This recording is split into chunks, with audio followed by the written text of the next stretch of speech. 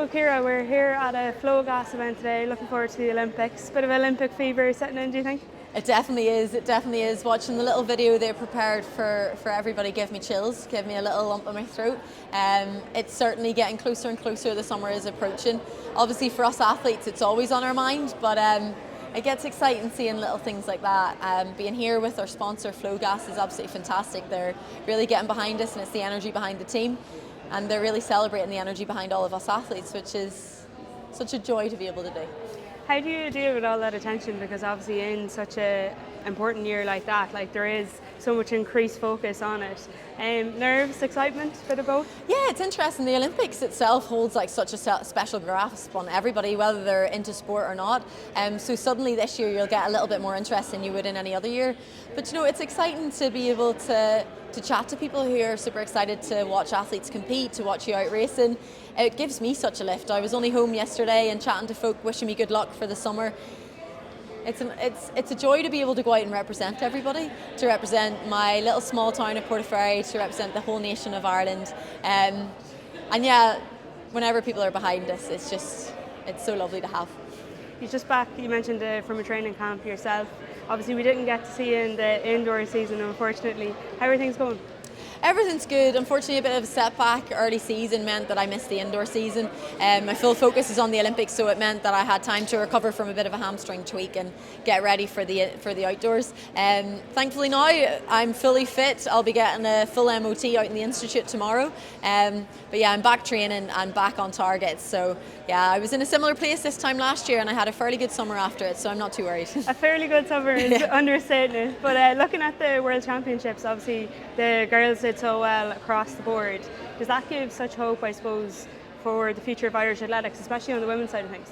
Absolutely. Like watching the Irish team come through, and that team that was there was a couple of athletes missing, myself for one.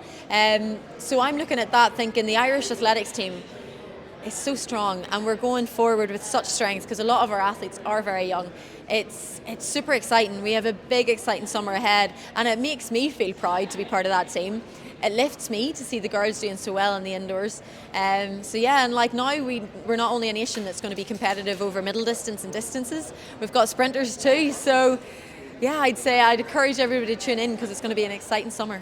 For sure. I was actually chatting to Rashida yesterday and she was saying something similar to along the same vein you were saying earlier, that the Irish singlet is now such a threat when it comes to these races. Do you find that too?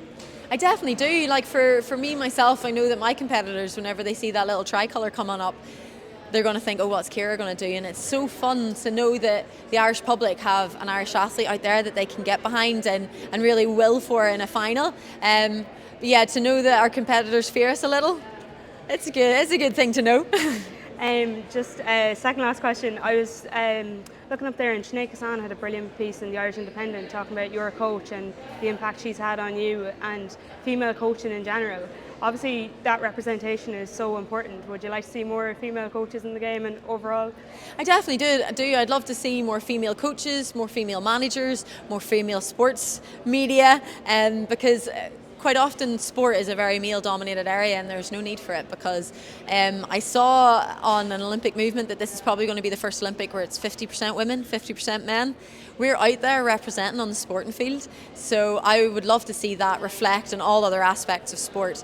So yes, and I would encourage anybody who's interested in coaching and managing to take that step forward to help identify the barriers that are there for you, ask for help us knock those barriers down because yeah, we're really needing to have more representation up there and I think it would be not only beneficial for women's sport but beneficial for everybody's sport because we have so much to bring to the table. For sure, and with trailblazers like yourself, that's continuing to happen. Looking forward now to the start of the season. Where are we going to see you next? So I'll be heading off to an altitude camp in St Moritz mid-April until the end of May. I'll open up early doors with probably a wee meet in Manchester. But the next big one that I'll be focusing on is the European Champs at the end of May. So that's where the Irish public will hopefully get to see me. And hopefully come the end of next summer we'll have a Ciara Mageean statue maybe?